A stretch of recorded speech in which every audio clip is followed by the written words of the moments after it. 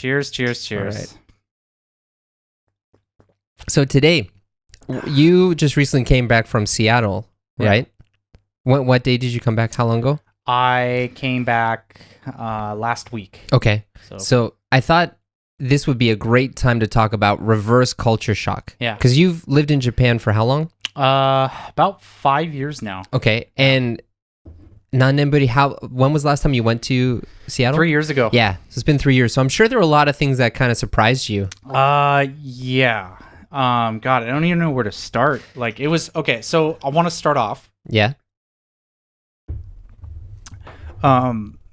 It was kind of an emotional moment for me when I got off the plane. Yeah.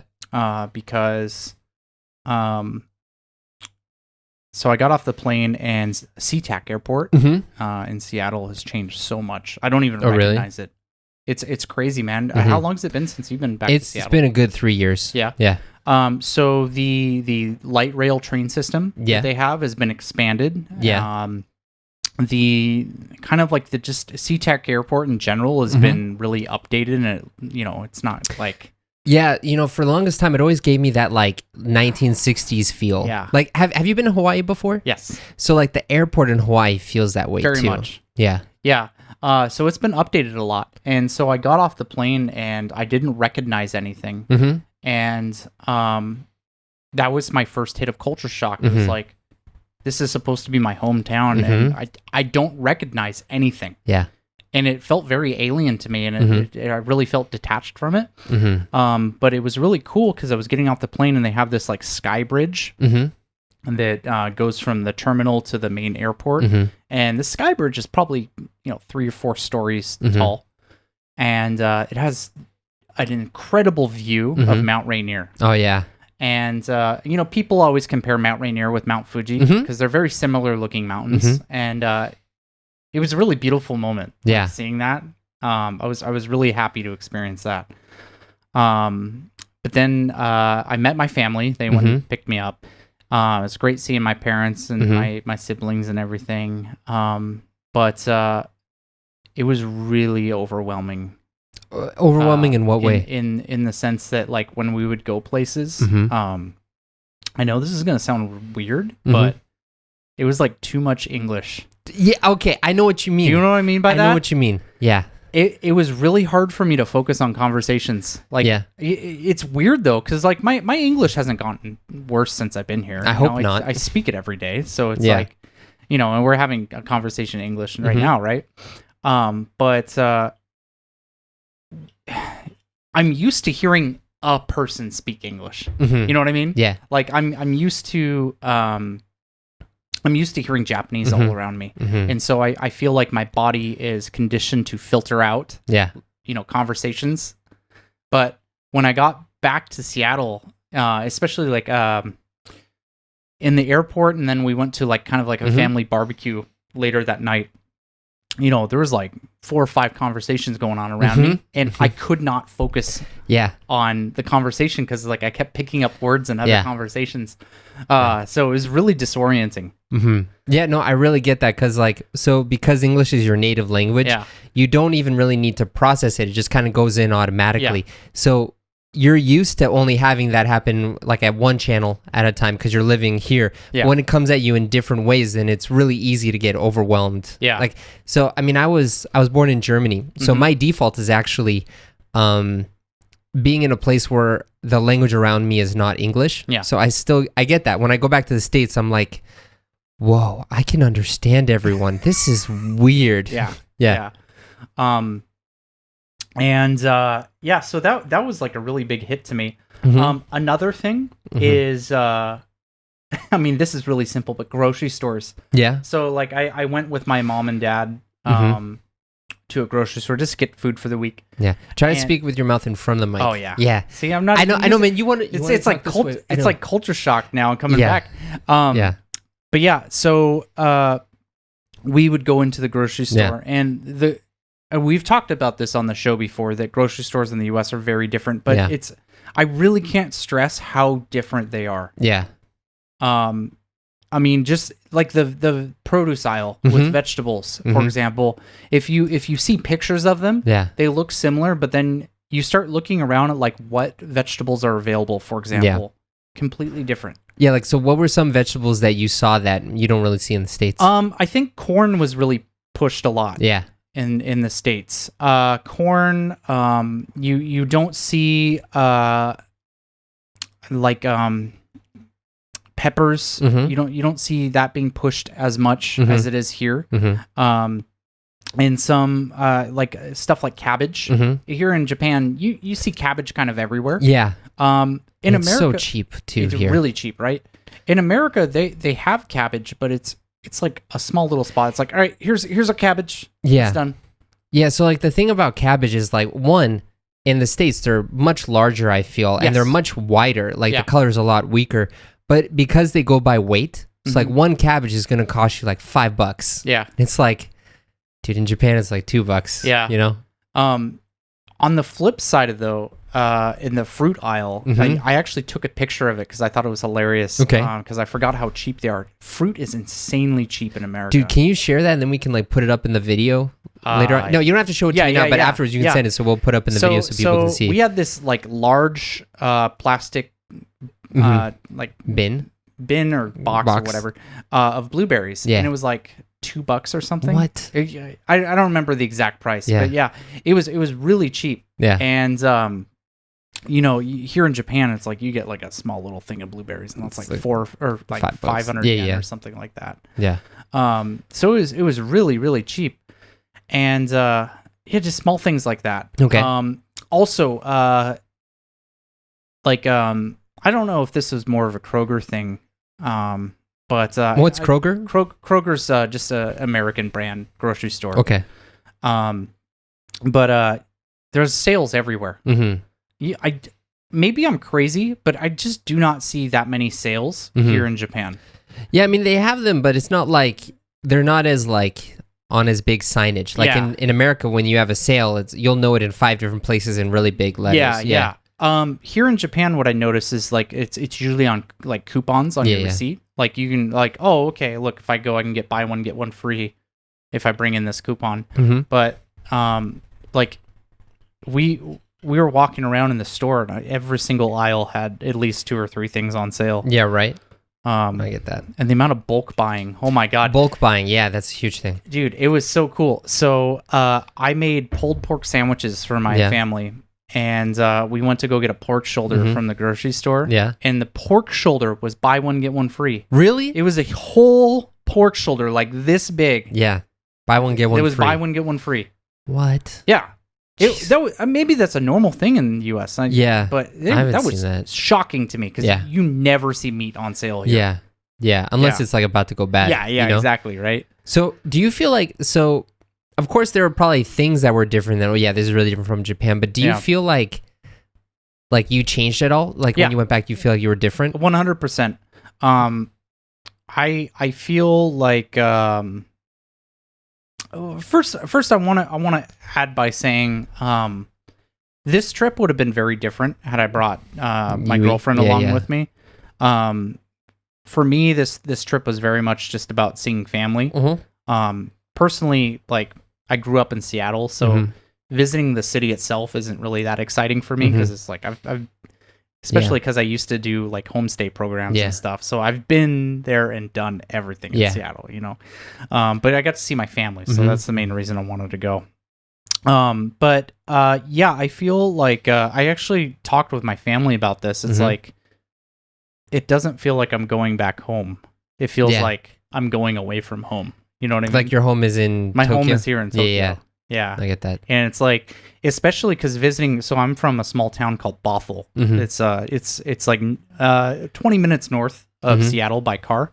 And in the 3 years that I haven't been there, the city looks completely different. Really? Okay. It used to be kind of this like rural, almost backwoods town. And it's just blown up because it's become a huge college town. Because UW is completely, it's completely taken over the town. Yeah, dude, it's weird. Like, so I graduated from UW, maybe like 7-8 years ago now. Yeah. But when I see pictures, like I'm still part of the Facebook groups or like I'm on the Facebook pages, whatever, and I see all the changes that they're making. Like when I went back to Seattle to UW last time, they tore my dormitory down. Oh. Like Haggett Hall is not there anymore. Really? And they're rebuilding up this new like upscale stuff. And like, did you ever go to the Seattle campus? Yeah, I took some classes. Most of them were at UW-Bothell. Okay. But some of them were at the main campus. Did you ever go to Odegaard Library? Ever, like the main library for undergrads? Yeah, I've been there. Yeah, so I lived there pretty much. Okay. Because it was open 24 hours. But they've changed everything too. Like the central staircase is gone and everything. Really? Yeah, it's weird. It's like when I went back there last time, it was like a whole new university other than the Suzzallo Library and like the quad area is the same. But yeah, things change so quickly. It's crazy. Yeah. Yeah.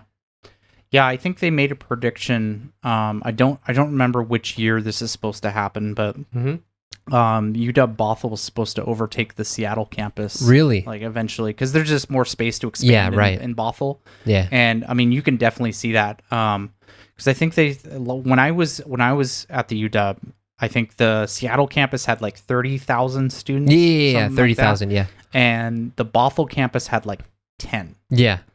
And I mean, it has to have at least doubled. Really? Since I graduated. Because you go back and like half of the city is just campus housing. Really? It's crazy. They probably have probably 9 or 10 like apartment complexes. Wow. That are just literally dedicated housing for students. So Bothell is going to be pretty much a college town. Yeah. Okay. Yeah. Wow. Yeah. So it's just crazy going back. Like I said when I first arrived, I don't recognize anything. Yeah. Like all the places that I used to go to when I was a teenager and in my early 20s, they're gone. Yeah. It's like all new stuff. Yeah. And it's kind of sad, but like at the same time, it's kind of refreshing because I don't know if this is a good thing, but I feel like I don't have any attachment to it now. Yeah. Well, I mean, you have your life here now. Yeah. You know. Yeah. So, it was just really crazy. It really felt like I was going to a different country. Yeah. Well, I mean, so I'm kind of similar to, you know, when I go back home like once or twice a year. So it's not to the extent that you have it, but so you at least get to see things progress. Yeah. But actually in the process of me graduating, my parents have moved twice. Oh, really? Yeah. So we, they had to sell, the house I grew up in, and they moved into my dad's childhood home. Okay. And then my grandmother died, so the whole family decided to sell that property. Yeah. And so now they moved to a new place. So like now for me, you know, whenever I go back home, I'm going back to a property that my parents have been in like for 2 years only. Yeah. And it's very different from where I grew up. So I really just feel like, oh, I'm just visiting now, you know? Yeah. Like I even went back to where my childhood home was, but they tore it down and they built a completely different building. But it's okay. I've had this trauma in my life multiple times. I'm over it. I'm over it now. Yeah. But yeah, you know, that's actually something that I thought would be interesting to talk about. You're talking about like Bothell and how the UW is kind of overtaking that. Yeah. And I wonder if the concept of a college town exists in Japan. Yeah, that's an interesting thing, huh? Yeah, so like, because the thing is, so my sister and my dad went to University of Massachusetts Amherst, which is like the main University of Massachusetts campus, but it's in Amherst, which is farm country. Yeah, which means there's nothing around it except for all this stuff for the university students. Like the whole ecosystem of the town revolves around the students coming in and out. You know. And Bothell seems like it's going in that direction. 100%, man. Yeah. Yeah. I wonder if like in Japan in like the Inaka or the Kogai, they have something similar. Yeah. You know, I think they do. Yeah. Because so my host family that I still contact when I was when I was a high school student that I stayed here, they live in Hyogo Prefecture. Okay. And there's I think it's like Kansai Gakuen. Yeah. There's a satellite campus in the town that they live in, and visiting that town now compared to visiting it 15 years ago. 15 years ago was like just an Inaka town. There's nothing there. There was like there was an onsen there, and there was like a shopping center, like it wasn't Eon shopping center or whatever. Eon or something. Probably Eon. Some big shopping center right now at the station, and that was it. Yeah. But as that campus has grown, and I've it's been a couple of years that I've gone there because of COVID. But last time I was there, the city's really kind of expanded. So I think they might. Okay. Yeah, but I'm sure the viewers are going to tell us if there is or not. Yeah, I'd be really curious. But yeah, man, it was just such a weird experience because I mentioned how much Bothell has changed, but like you went from kind of like these old mom and pop shops. They were like, I don't think they ever made any money. Yeah. You know what I mean? There were these tiny little shops. They're all gone. Yeah. We had like a Main Street Bothell, like all these like old fashioned stores. They're all gone. Okay. They've all been replaced with like pubs and I'm going to sound old when I say this, but like young people stores. Yeah, young people stores. I get it. My young people stores. You can't go there. No, but that's how it feels though. Because it'll be like a Baskin Robbins or like a Froyo. Like frozen yogurt. And there's like 4 or 5 Starbucks. Yeah. Everywhere.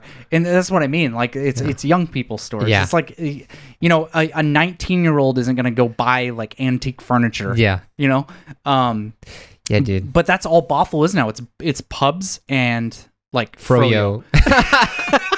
You know what? It's funny because like right when I graduated, around the time I graduated from Seattle, they had like 3 Froyo places showing up frozen yogurt. Yeah. And I it's still interesting how that's still a thing. It is, right? Yeah, it's funny because like, so, I would think like going back home that I would feel more culture shock because I'm used to being in Japan. But recently I feel the biggest difference is because I've just grown up, like we're in our 30s now. Yeah. So we're not in our 20s, we're in our 30s. Yeah. So I feel like when I go back, the things that shock me the most are, I interacted with this city, this area as a 20-year-old, as a kid with no responsibility, being really free. And now I have a job, and now I have a wife, and I have a kid, and like I'm grown up now, even though I feel like I'm 22 still. I have a voice like I'm 22 still. But yeah, I mean, it sounds like that's happening to you too. Like, it's not necessarily because you're in Japan. It's I mean, I definitely have matured a lot since I've come here. I mean, my stage in life, like when I first moved to Japan, I was still in my kind of like explorative college stage where I was late coming to that because I entered college late. But I was very much still looking through the lens of a 20-year-old. Yeah. Where now is kind of like you said, I'm just starting out my family life, but I'm definitely in the mindset of it. So what do you think we should talk about next time? Any good topics? I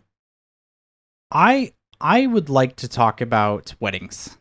Talk about that'll be very interesting. So the reason why is because we're going and searching for wedding spots right now. And it's really kind of opened my eyes about how different wedding culture here is. Yes. So let's do it. Yeah. So we'll talk next time. Yeah. Awesome.